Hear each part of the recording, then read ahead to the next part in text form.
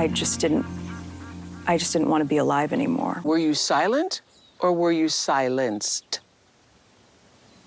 The latter. My father and my brother, they are trapped. They don't get to leave. And I have huge compassion for that.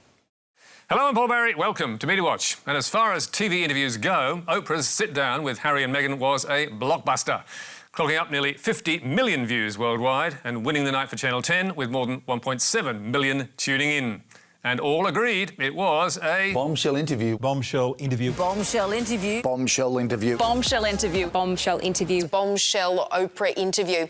And the biggest bombshell of all, that racism helped drive the royal couple out of the UK, with Harry pointing the finger at Britain's red tops.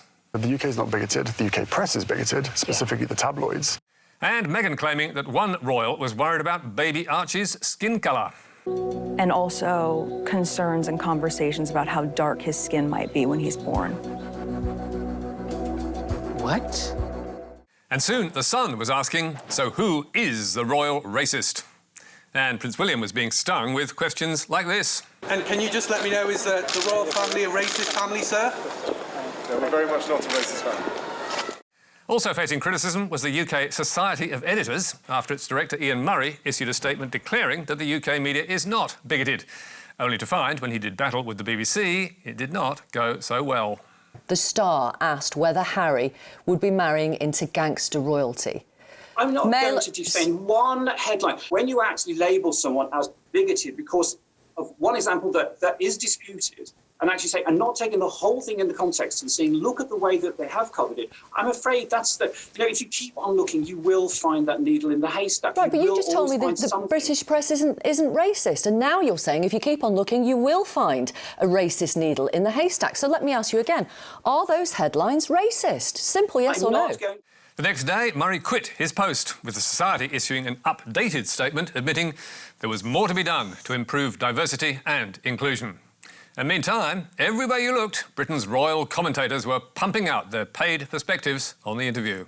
This was an actress giving one of her great performances. From start to finish, Meghan was acting. Oprah is a friend and gave them an easy ride. Problem was, the pundits hadn't actually seen the broadcast, as YouTubers Josh Peters and Archie Manners explained to London Radio. We basically interviewed royal experts about Harry and Meghan's interview 2 days before anyone had actually seen it. And invited them on a fake TV show and said, would you give your instant post-match analysis to the interview that's going on CBS? Unfortunately, because it's television, we do have to pre-record it, but that won't be a problem, will it? Oh, no, they all said, and offered their views on an interview that, alas, they had not seen. And their ill-informed quotes were then posted to the comedian's YouTube channel, now viewed more than 1 million times, for all to see. What was your overall impression of the interview?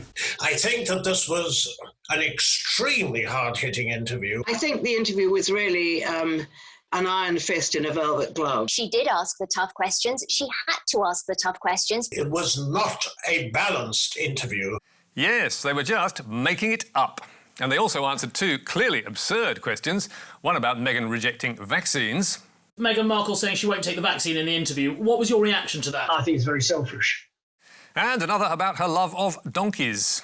Meghan talked about her love of animals, love of dogs, love of the donkey sanctuary. So, did this humiliation dampen their credibility with the Australian media? Not at all, because next day on ACA, guess who was there? Yes, Dickie Arbiter, once the Queen's press secretary, whom you just saw commenting on Meghan and the vaccine. And Dickie was back on 9 the next night too, to cast further doubt on Meghan's claims. To say that she wasn't looked after, I do find it a bit rich. Dickie's daughter Vicky is also a royal expert, and despite spinning a line for the YouTube pranksters, she too was invited onto ACA and onto 9's 2GB, which introduced her by saying... Joining me now is Royal Insider Victoria Arbiter, someone who knows more about the monarchy than all of us. Or not, because, as Archie Manners mused on London's LBC, she and her fellow commentators may be less well-informed than they would have us believe. Ultimately, these are the kind of people that wear cashmere on breakfast television sets and once shared a taxi with Princess Margaret and feel that they've got a sort of insight into the royal family. They are then duping both media organisations and the public with their views that arguably, and it's up to our viewers and your listeners to make their own minds up, but arguably are not formed. And that's shaping what is, I think, now becoming quite a toxic debate. Which brings us to Piers Morgan, the controversial TV host who has been a leading critic of Meghan Markle. On Monday morning, a record number of Brits tuned in to see him slam the royal interview, with Piers concluding... I'm sorry, I don't believe a word she says, Meghan Markle. Well, that's a I wouldn't believe it if she read me a weather report. And that brought an avalanche of more than 40,000 complaints to ITV, after which Morgan was taken to task by one of his co-hosts, Alex Beresford. She's entitled to cut you off if she wants to. Has she said anything about you since she cut you off? I don't think she has, but yet you continue to trash her. OK, I'm done with this. No. Sorry, no. Sorry. Do you know what? That's pathetic. You can trash me, maybe, not my... No. See you later. I'm being... Sorry, can't do this. This is absolutely diabolical behaviour. Morgan then quit the show, tweeting about freedom of speech and how he was off to spend more time with his opinions.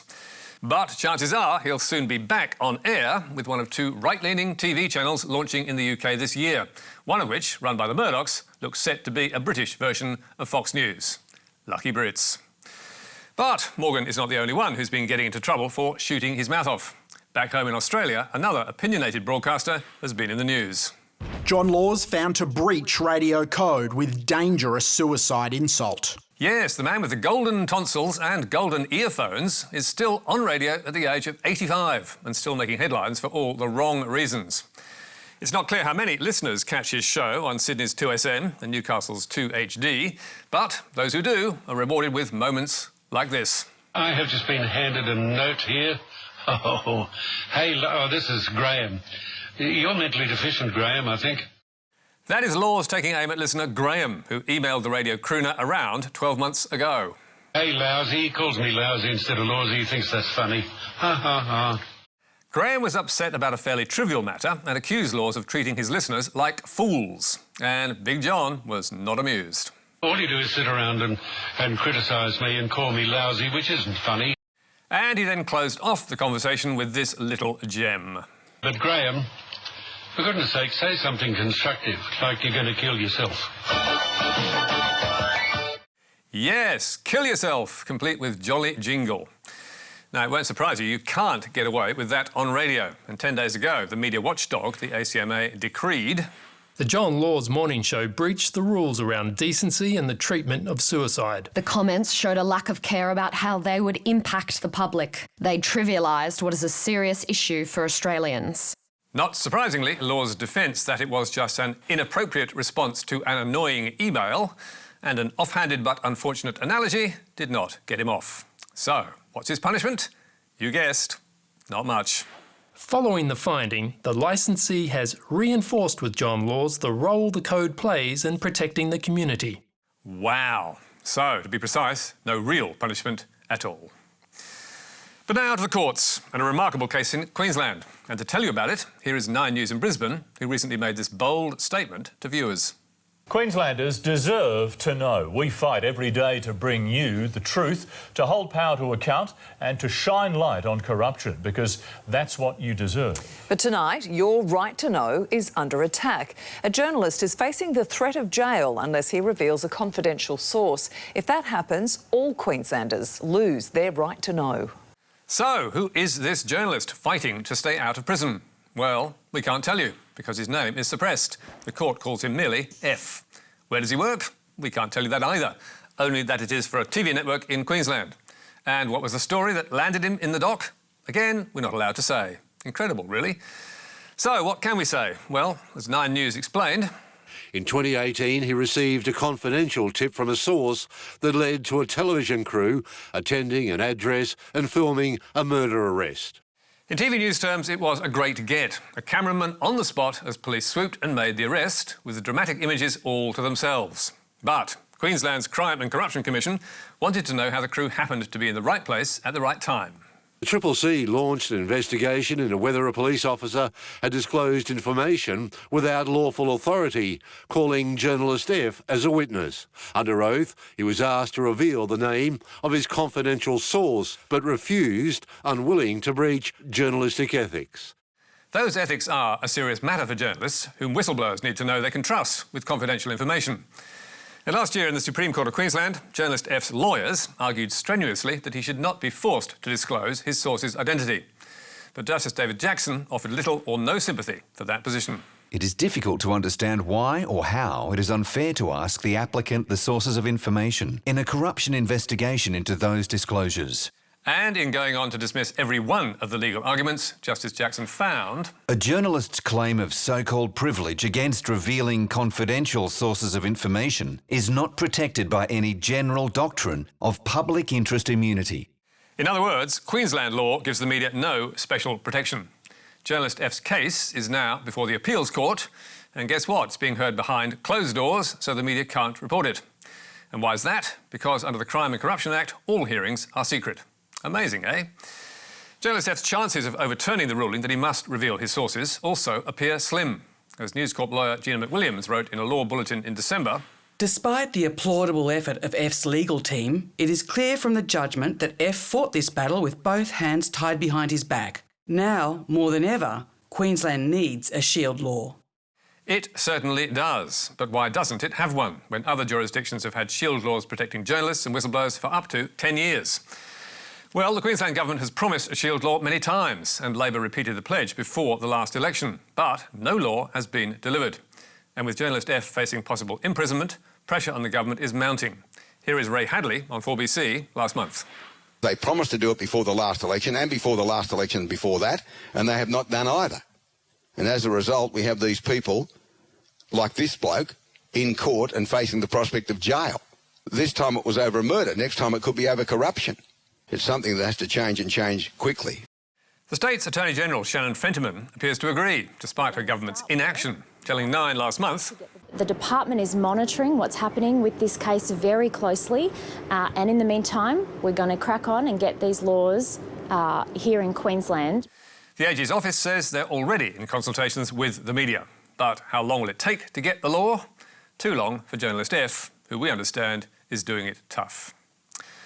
And now to what smells like hypocrisy. As you may remember, Nine was one of the big news organisations accusing Google and Facebook of stealing its content and was demanding millions of dollars in compensation. So imagine our surprise to find that Nine's A Current Affair has been doing some pilfering of its own. Last month, ACA viewers were treated to this stunning footage of outback Australia. With overseas a COVID daydream, we've all been isolating in our own spectacular and oversized Aussie backyard, hitting the highways in a big way, a very big way. So, was that footage shot by Nine? Well, no.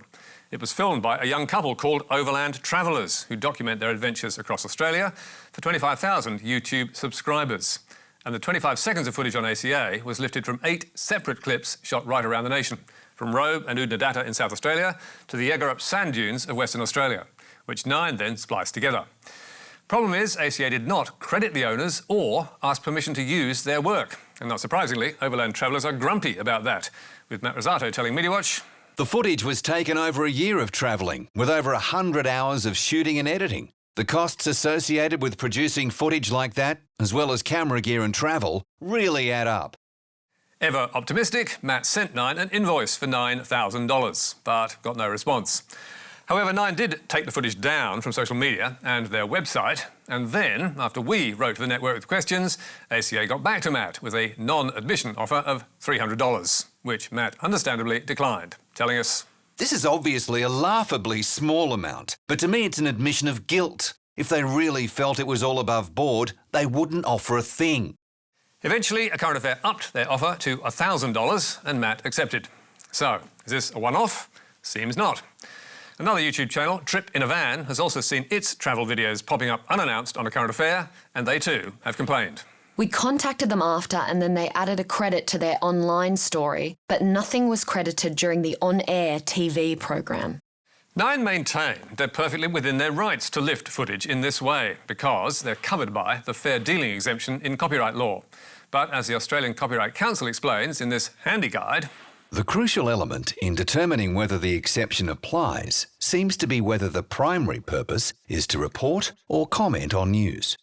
And Dr. Kylie Pappalardo from Queensland University Technology School of Law is not convinced it applies in this case, telling MediaWatch, "It's not actually being used to report news. They are using the content as some sort of visual imagery in order to introduce the story. But Robin Ayres, CEO at Arts Law Australia, reckons Nine might have the law on its side because... The story is about a four-wheel drive company during COVID, so it's arguable there is a close enough connection. But whether Nine can squeeze through the law or not, that Australian Copyright Guide makes it clear that the author and title of the work must be acknowledged, and that ACA failed to do. So we asked Nine why they hadn't felt the need. We did not hear back. And finally, to today's big news that the Attorney-General has launched defamation action against the ABC and journalist Louise Milligan. It's over this online article which broke the story of historical rape allegations against a Cabinet Minister on 26th of February. Given the serious nature of the case and what's at stake for all concerned, I think we may consider the claim a bit more closely before commenting further. That's all from us tonight. There's more on our website where you can stream or download the programme. And don't forget Media Bites every Thursday, online and social media. But for now, until next week, goodbye.